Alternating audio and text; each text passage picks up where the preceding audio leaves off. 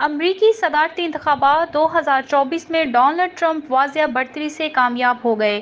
وہ امریکہ کے 47ویں صدر منتخب ہوئے اور صدارت کے عہدے پر ٹرمپ دوسری بار فائز ہو رہے ہیں۔ امریکی صدارتی انتخابات میں 538 میں سے ریپبلکن امیدوار ڈونلڈ ٹرمپ نے 277 اور ڈیموکریٹک امیدوار کملا ہیرس نے 226 الیکٹورل ووٹ حاصل کیے۔ کسی بھی امیدوار کو جیت کے لیے کل 538 میں سے کم از کم 270 الیکٹورل ووٹ درکار ہوتے ہیں۔ ڈونلڈ ٹرمپ اب دوبارہ صدارت کے امیدوار ہیں۔ 4 برس پہلے جو بائیڈن نے جب ڈونلڈ ٹرمپ کو شکست دی تھی تو بظاہر ریپبلکن لیڈر کا سیاسی کیریئر ختم ہوتا نظر آتا تھا۔ انہیں ایک کے بعد دوسرے مقدمے کا سامنا ہوا۔ ہر پیشی پہ لگتا تھا کہ اب ڈونلڈ ٹرمپ کا مستقبل وائٹ ہاؤس نہیں جیل ہوگا، مگر انہوں نے ایسے تاخیری حربے اختیار کیے کہ کسی بھی مقدمے میں پیش رفت صدارتی الیکشن کے نتائج سے پہلے ممکن ہی نہیں۔ ٹرمپ دوبارہ صدر بنے اور مقدمے چلے بھی ڈیموکریٹک سمجھتے تھے کہ وہ خود کو معافی دے کر سزا سے بچ جائیں گے۔ الیکشن کمپین کے دوران ڈونلڈ ٹرمپ پر قاتلانہ حملہ بھی ہوا۔ 13 جولائی کو ان پر پینسلوینیا کے شہر بٹلر میں ریلی کے دوران 20 برس کے سفید فام نے قاتلانہ حملہ کیا۔ تھامس میتھیو کراکس کی چلائی گئی مبینہ 8 گولیوں میں سے ایک ڈونلڈ ٹرمپ کے دائیں کان کو چھوتی ہوئی گزر گئی۔ وہ بال بال بچے، ملزم کو موقع پر ہی مار ڈالا گیا۔ تعداد میں اضافے کا سبب بنا، مگر یہ ناکام قاتلانہ حملہ ان کے لیے ہمدردوں کی تعداد میں اضافے کا سبب بنا۔ ڈیموکریٹس نے لاکھ کوششیں کی کہ وہ لوگوں کو سمجھائیں کہ یہ حملہ اس گن کلچر کا نتیجہ تھا جس کے ڈونلڈ ٹرمپ حامی ہیں، مگر زخمی ڈونلڈ ٹرمپ اپنے حامیوں کو معنی خیز انداز میں یہ منوانے میں کامیاب رہے کہ ان لوگوں کا نشانہ عوام ہے، ٹرمپ تو محض راستے کی رکاوٹ ہیں۔ چند ہی روز بعد ریپبلکن نیشنل کنونشن میں ٹرمپ کو بطور صدارتی امیدوار باضابطہ طور پر نامزد کر دیا گیا۔ ٹرمپ کا دوسری بار بھی مقابلہ جو بائیڈن سے ہونا تھا، مگر مباحثے میں بری پرفارمنس کے سبب جو بائیڈن دوڑ سے باہر ہو گئے۔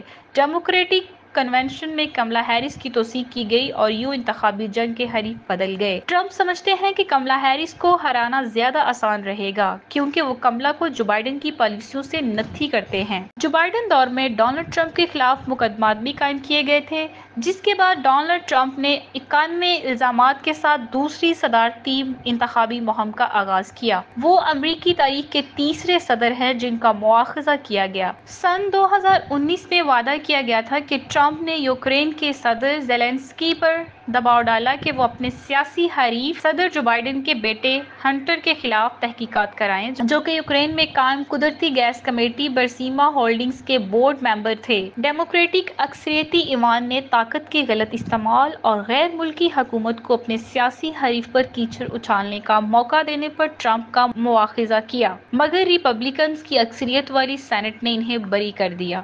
ڈونلڈ ٹرمپ پر بھی یہ الزام تھا کہ جو بائیڈن سے صدارتی الیکشن ہارنے پر انہوں نے اپنے حامیوں کا جتھا اور کانگریس کی عمارت کے باہر جمع کیا، جہاں جو بائیڈن کی جیت پر مہر ثابت ہونا تھی۔ یہ لوگوں کو بغاوت پر اکسانے کا نتیجہ تھا کہ ٹرمپ کی ہار کا اعلان ہونے پر جتھے نے کیپٹل ہل پر ہلہ بول دیا۔ 5 لوگ جان سے گئے۔ نوبت یہ آئی کہ عمارت میں موجود اراکین کانگریس اور خود ریپبلکن نائب صدر مائک پینس کی زندگی خطرے میں پڑ گئی۔ اس معاملے پر بھی ٹرمپ کو ایوان میں مواخذہ کا سامنا کرنا پڑا، مگر سینٹ نے یہاں بھی ان کی جان خلاصی کرائی۔ یہ الگ بات ہے کہ انہیں اب اس معاملے پر مجرمانہ کیسز کا سامنا ہے۔ ان کے خلاف اس بات کی بھی تحقیقات ہوئی کہ ان کی انتخابی مہم میں روس نے کردار ادا کیا، تاہم باضابطہ الزام عائد نہ کیا گیا۔ ٹرمپ کو کئی دیگر مقدمات کا بھی سامنا ہے۔ انہی میں فحش فلموں کی اداکارہ اسٹارمی ڈینیلز سے تعلق چھپانے کے لیے خاتون کو مبینہ طور پر سن 2006 میں دی گئی رقم کے معاملے پر کاروباری جعلسازی کے 34 الزامات بھی ہیں، جن کے سبب ٹرمپ پر فرد جرم عائد کی جا چکی ہے۔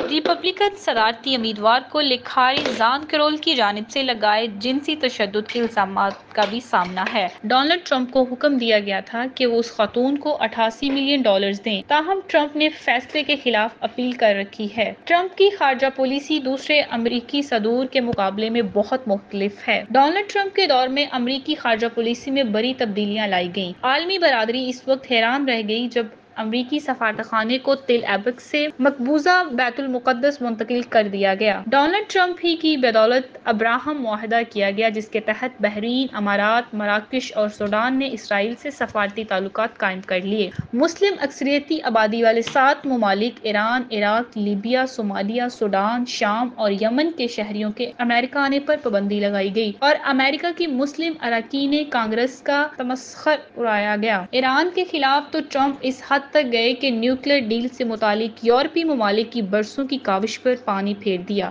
Joint comprehensive plan of action سے امریکہ سن 2018 میں ایسا دستبردار ہوا کہ اس ڈیل پر واپسی ہی نہیں ہوئی۔ اس سے کچھ حلقوں میں یہ سوال بھی پیدا ہوا کہ آیا ڈیموکریٹس اور ریپبلکنز دونوں ہی یہ ڈیل کرنے پر پچھتا رہے تھے؟ جو بائیڈن انتظامیہ نے بھی اس سے جان چھڑائے رکھنے میں ہی عافیت سمجھی۔ سفارتی محاذ پر ایک اور ڈرامائی تبدیلی سن 2018 میں ہوئی، جب ڈونلڈ ٹرمپ نے کم جونگ ان سے ملاقات کر لی۔ یہ پہلا موقع تھا کہ امریکہ کا موجودہ صدر شمالی کوریا کے کسی سربراہ سے ملا ہو۔ یہ الگ بات ہے کہ ٹرمپ نے اپنی جس کیڈالک لیموزین کا کم جونگ ان کو لشکارہ کرایا تھا، وہ تو شمالی کوریا نہ پہنچی۔ صدر پوٹن نے روس کی تیار کردہ اورس گاڑی میں کم جونگ ان کو نہ صرف سیر کرائی بلکہ گاڑی تحفے میں بھی دی۔